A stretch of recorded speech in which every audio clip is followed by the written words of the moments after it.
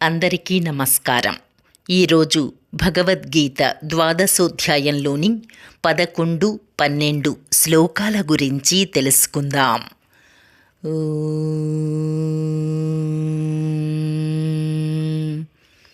శ్రీకృష్ణ పరబ్రహ్మణే నమః. శ్రీమద్భగవద్గీతా అథ ద్వాదశోధ్యాయః.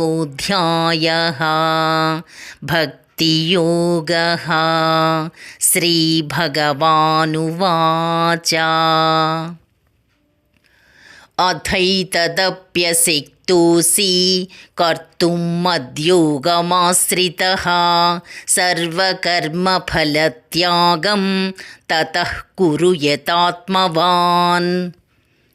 మత్ప్రాప్తికై వలయు యోగమునాశ్రయించి సాధన చేయుటకును నీవు అశక్తుడవైనచో మనోబుద్ధీంద్రియాదులను వశమునందు ఉంచుకొని సకల కర్మఫలములను త్యజింపుము. శ్రేయో హి జ్ఞానమభ్యాసాత్ జ్ఞానాధ్యానం విశిష్యతే. ధ్యానాత్ కర్మఫలత్యాగః త్యాగాత్ శాంతిరనంతరం. తత్వము నెరుంగకయే చేయు అభ్యాసము కంటెను జ్ఞానము శ్రేష్టము. కేవలము పరోక్ష జ్ఞానము కంటెను అనగా అనుభవరహితమైన జ్ఞానము కంటెను పరమేశ్వర స్వరూప ధ్యానము శ్రేష్టము. ధ్యానము కంటెను కర్మ ఫలత్యాగము మిక్కిలి శ్రేష్టమైనది. ఏలనన త్యాగము వలన వెంటనే పరమశాంతి లభించును.